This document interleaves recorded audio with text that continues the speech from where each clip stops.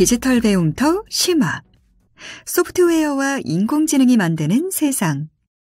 여러분은 혹시 촛불관리인이라는 직업을 들어보셨나요? 한때 유럽의 극장에서 무대를 밝혀줄 조명과 객석 조명으로 촛불을 사용했고, 그 초를 관리하는 촛불관리인은 극장의 필수 인력이었습니다. 하지만 가스등이 발명되면서 촛불관리인이란 직업은 사라졌습니다. 또 유럽에는 아침마다 동네를 돌아다니며 주문받은 시간에 사람들을 깨워주는 직업이 있었습니다. 일명 인간 알람시계라 불렸는데요. 알람시계가 등장하면서 이 직업 역시 사라졌죠. 2012년부터 2019년까지 우리나라 직업을 집대성한 한국직업사전에 따르면 지난 8년 동안 플라즈마 영상 패널 관련 생산직, 영화 자막 제작원, 필름 색보정 기사 등 18개 직업이 삭제됐습니다. 소프트웨어, 인공지능 등 디지털 기술 발달에 영향을 받았기 때문입니다. 앞으로는 어떤 직업이 사라지고 어떤 직업이 새로 생길까요? 오늘은 시대를 대표하는 직업, 직업의 변화, 그리고 직업과 기술의 관계에 대해 알아보겠습니다. 시대를 대표하는 직업 찾기. 여러분 안녕하세요. 임성희입니다. 인공지능, 사물인터넷, 블록체인, 비트코인 같은 개념들로 사회의 변화를 언급하지만 사실 체감하지 못하는 분들도 계실 것 같아요. 그럼 세상의 변화를 쉽게 이해하려면 무엇을 살펴보는 게 좋을까요? 바로 직업의 변화인데요. 직업의 변화를 보면 세상의 변화를 가장 잘 알 수 있습니다. 이전에는 주변에서 쉽게 볼 수 있었지만 지금은 사라진 직업들이 있죠. 이는 시대별 사회 경제적 상황이나 정치적 여건, 기술 수준에 따라 직업이 탄생하고 성장하고 쇠퇴하기 때문입니다. 즉, 직업이 시대의 변화를 반영하는 것이죠.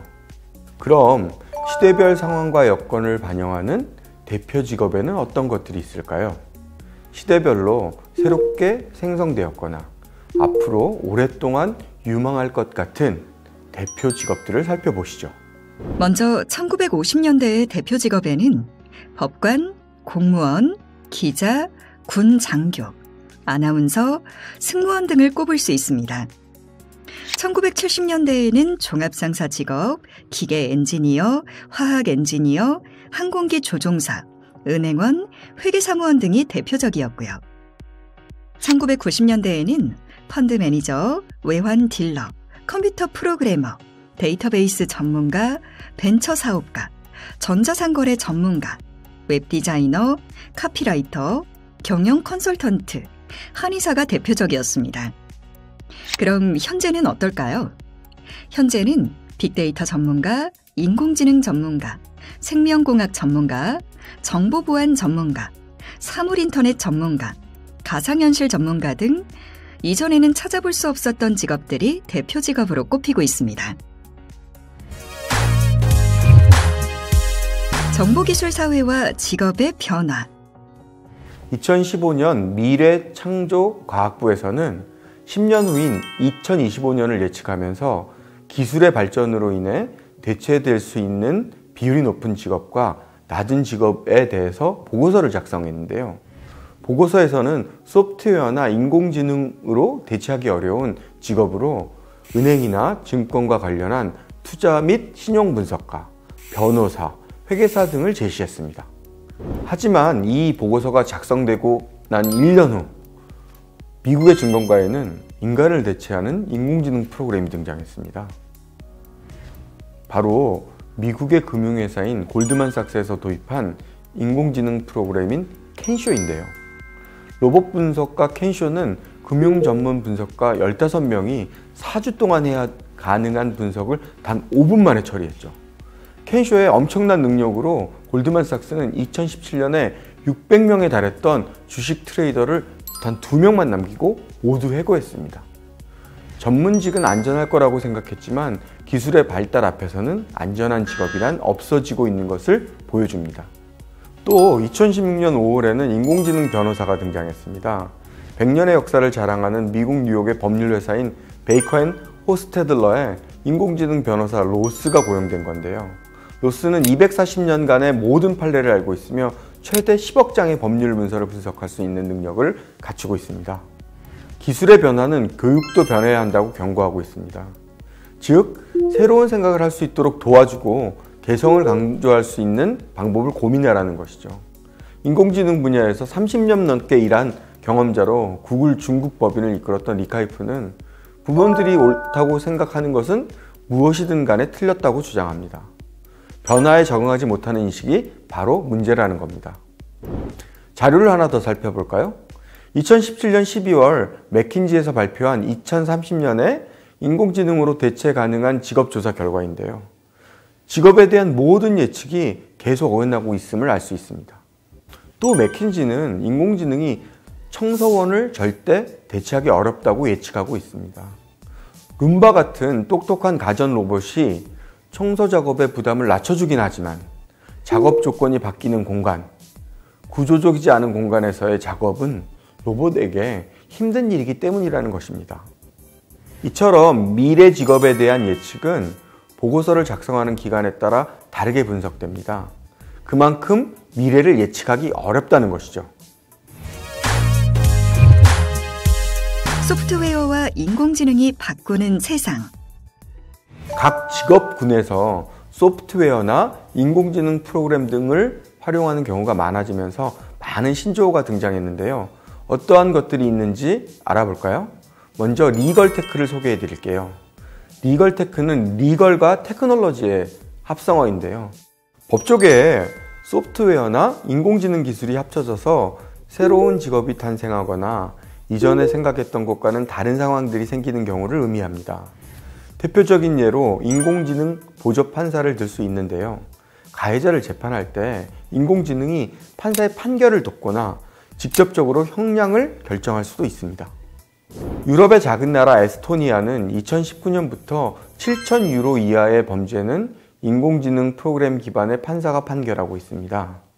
또 인공지능 프로그램 변호사 로스는 베이커 앤 호스테들러를 비롯한 여러 법률 사무소에서 활약하고 있습니다.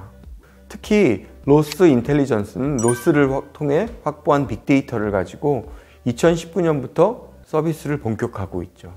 덴턴스, 레이서맨 와킨스와 같은 유명 로펌도 로스를 도입했는데요.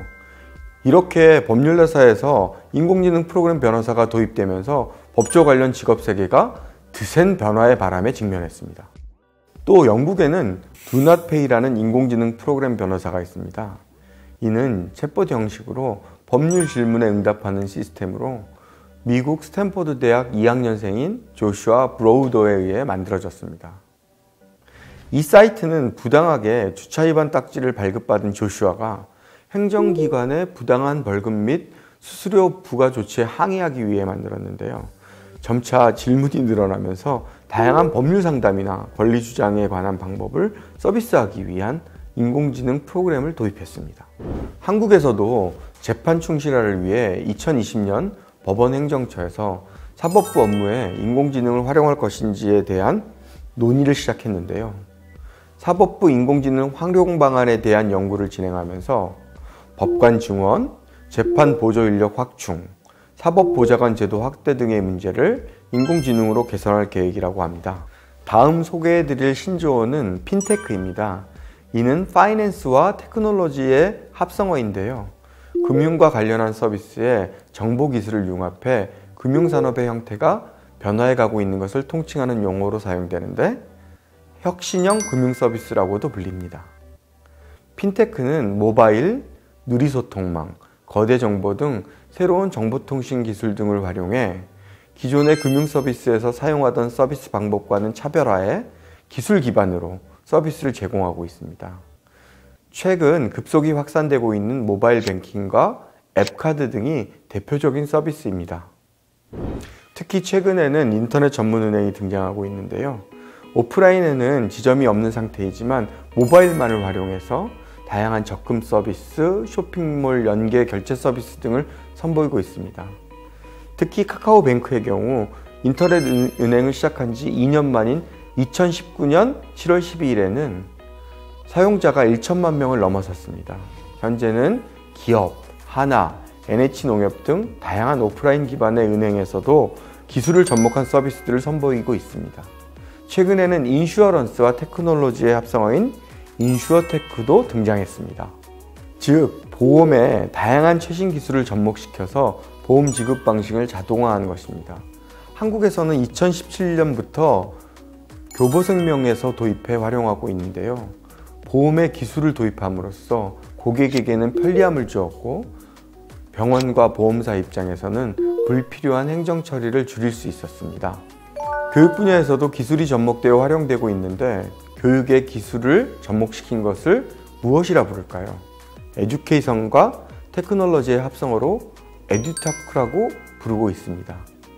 전통적인 교육은 학습자와 교수자가 특정 환경이나 물리적인 공간에서 주변의 도구들을 활용해 상호작용하는 것인데요.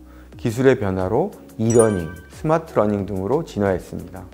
교사와 학생 관계도 새로운 형태로 정의되고 역할 또한 바뀌었습니다. 지금은 인공지능 프로그램이 교육 시스템 내에서 교사들을 지원하고 있죠. 2017년 6월에 뉴질랜드의 고등학교에서는 수학교사 에이미라는 인공지능 프로그램이 등장했는데요. 오스노버사가 개발한 이 인공지능 프로그램은 수학 문제를 풀 때 학생들이 실수하는 부분을 찾아주고 실수의 원인을 발견해 이를 보완하기 위한 방법을 처방해 줍니다. 채팅 형태를 활용한 것이지만 다양한 상호작용을 통해 학생들의 수학 실력 향상을 돕고 있습니다. 또 다른 예로는 아카 인텔리전스사가 개발한 위지오가 있습니다. 위지오는 인공지능 프로그램을 탑재한 로봇으로 학생들의 영어 학습을 돕고 있는데요. 도쿄 도다, 가시와자키 지역에 17개 초등학교와 중학교에 배치되어 학생들의 발음을 교정하거나 회화를 담당하는 교사를 보조해 학생들의 영어 학습을 돕고 있습니다. 그럼 한국에서는 인공지능 프로그램을 교육에 활용하기 위해 어떤 노력을 하고 있을까요? 교육부에서는 인공지능 학습 시스템을 활용해 수학 부적응자를 구제하기 위한 방안을 발표했는데요. 인공지능이 학습자의 수학 능력을 진단하고 학습자에게 적합한 문제풀이 방식을 제공하는 등의 서비스를 제공해서 수학에 흥미가 없는 학생들을 구제할 수 있다고 밝혔습니다. 지금까지 소프트웨어와 인공지능이 직업에 미치는 영향을 살펴봤는데요. 모든 일자리가 기술의 영향을 받아 사라지는 것은 아닙니다. 일자리가 대체되거나 변화하는 것입니다.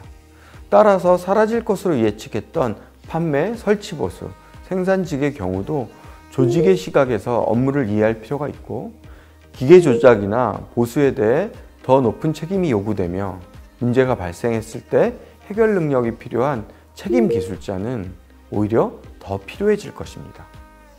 2020년을 기준으로 사회 변화에 적응하기 위해 필요한 역량은 데이터를 해석하고 적용할 수 있으며 데이터를 기반으로 의사결정을 내릴 수 있는 능력이라고 합니다. 인공지능의 개입이 있더라도 인간 고유의 역량을 필요로 하기 때문이죠. 따라서 기술의 발전에 두려워하기보다는 오히려 어떻게 잘 활용할 수 있을지 방법을 찾는 것이 더 중요하다는 점을 기억하세요. 한 걸음 더 사라지는 직업과 유망한 직업 찾기. 2016년에 발표된 세계 직업 보고서에서는 2020년까지 감소할 직업으로 사무관리, 행정, 생산, 건설, 예술, 디자인, 예능, 스포츠, 미디어, 법률, 설치 보수를 꼽았으며 유망한 직업으로는 사업 및 회계 운영, 경영, 컴퓨터, 수학, 건설, 공학, 판매, 교육을 들었는데요. 이 중에서 여러분이 알고 있는 직업과 이 중 사라진 직업, 사라질 것 같은 직업은 무엇일지 생각해 보세요. 마지막으로 앞으로 유망할 것 같은 직업은 무엇인지 생각해 보는 시간이 되셨으면 좋겠습니다. 오늘 배운 내용을 활용해 사라지는 직업과 유망한 직업을 찾아보세요. 이것으로 소프트웨어와 인공지능이 만드는 세상 학습을 모두 마치겠습니다. 감사합니다.